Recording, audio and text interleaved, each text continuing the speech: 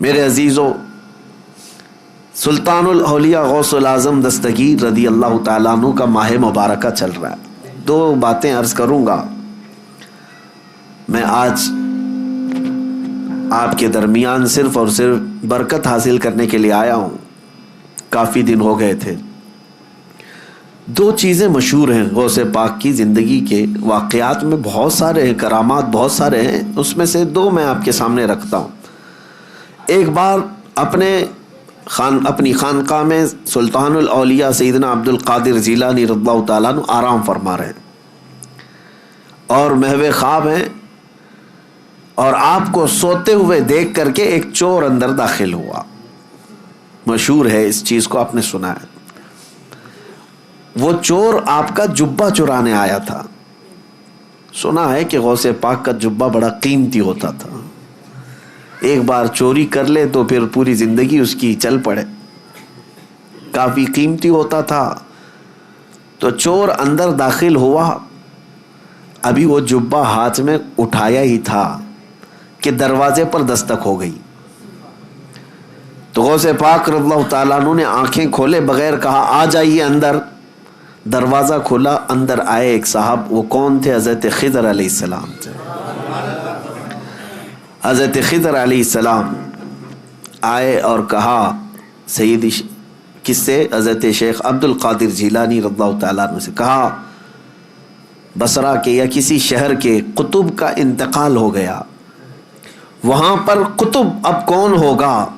یہ تعینات جو ہوتے ہیں، ہر شہر میں ایک قطب ہوتا ہے اللہ کا، ایک ولی ہوتا ہے.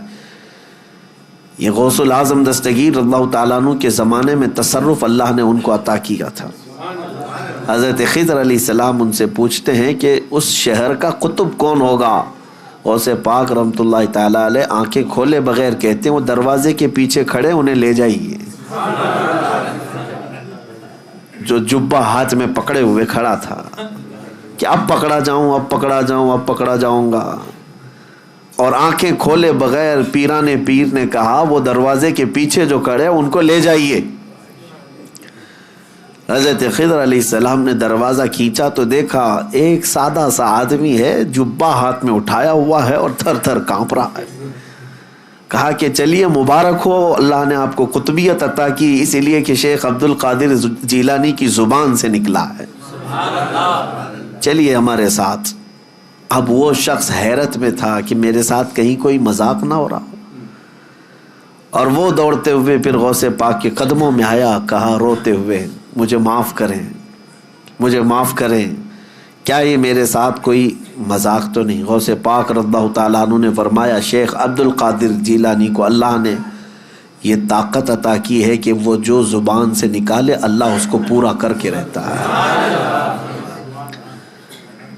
کہا کہ میں یہاں کس غرض سے آیا تھا آپ کو پتہ ہے؟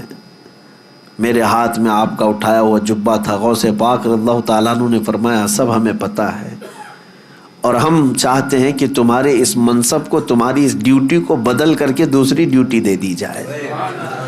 اب یہ واقعہ تو ہم نے سنا، کئی مرتبہ سنا، لیکن ایک بزرگ سے میں نے سنا اور انہوں نے یہ بیان فرمایا اور کہا کہ بیٹا آپ جانتے ہو چوری کرنے والے کو تو سزا دی جاتی ہے، اسلام سزا دیتا ہے، اور یہاں وہ جبہ ہاتھ میں لے کر چرایا ہوا آدمی رنگے ہاتھوں پکڑا گیا.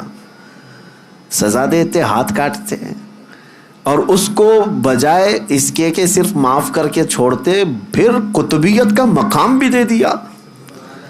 یہ سوال جب آتا ہے ذہن میں تو پھر اس بزرگ نے فرمایا کہ بات در حقیقت یہ ہے کہ اللہ کریم بھی نسبتیں دیکھتا ہے. وہ چور چوری تو کیا تھا لیکن ہاتھ میں دامن کس کا تھا؟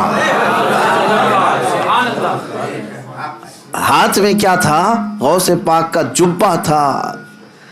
جبہ جو پکڑا تھا یہ نسبت نے اس کو، اس صحبت نے اس کو مقام قطبیت تک پہنچا دیا.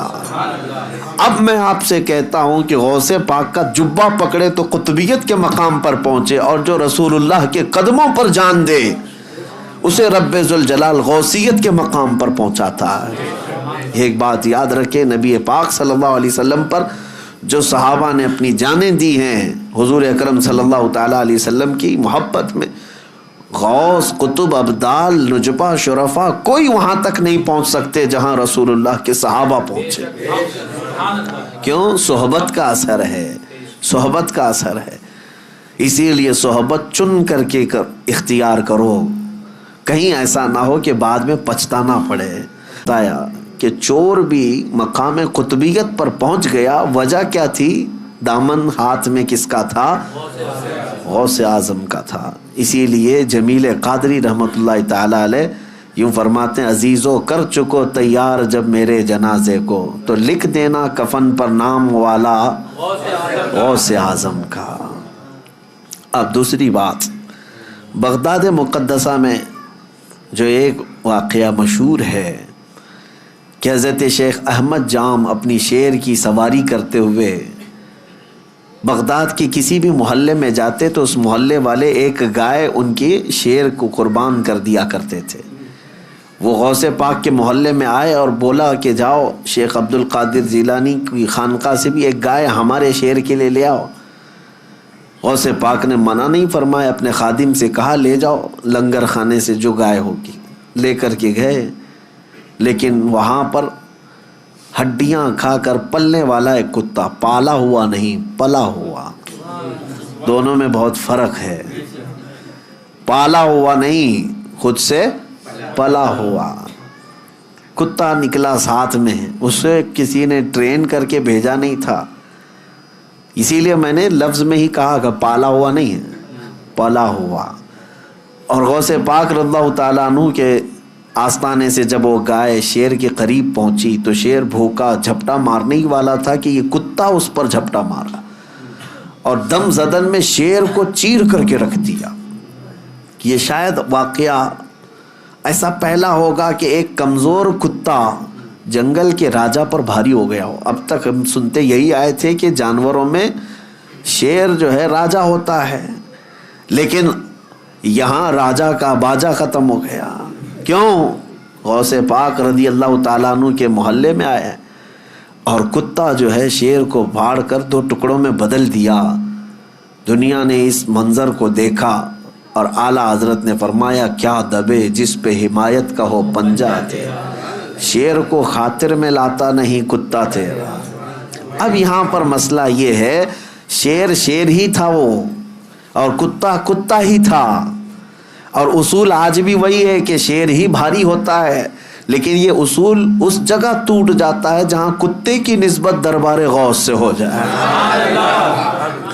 اب میں آپ کو یہ کہتا ہوں کہ کتا ہے، کتے پالنے کی ہمارے ہاں شریعت میں اس کا حکم نہیں ہے. بعض مقامات ایسے ہیں جیسے کھیتی باڑی یا حفاظت کے لیے ان کو شریعت نے مستثنا رکھا ہے.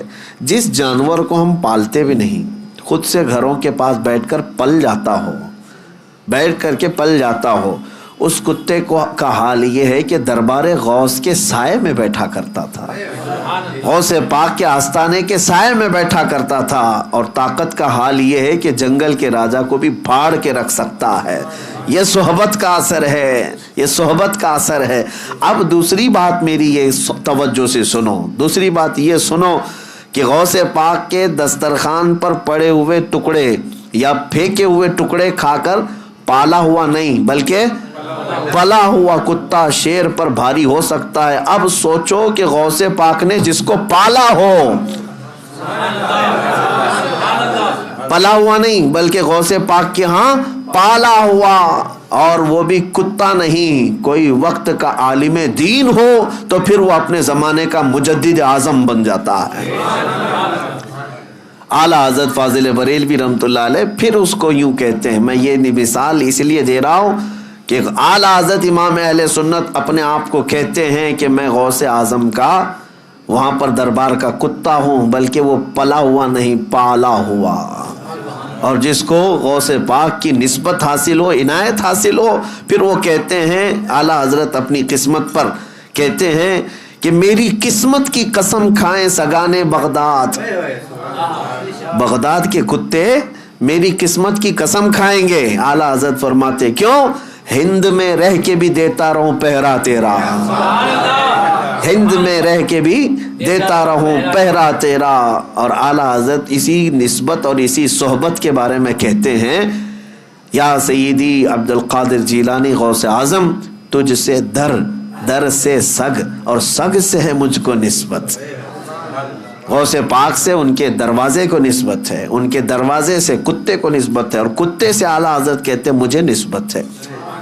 میری گردن میں بھی ہے دور کا ڈورا تیرا, اور جس کی گردن میں پٹا ہو تو اس کو میونسپلٹی والے اٹھاتے نہیں ہیں, کیوں؟ کسی کا پالا ہوا ہے. اس نشانی کے جو سگ ہیں نہیں مارے جاتے.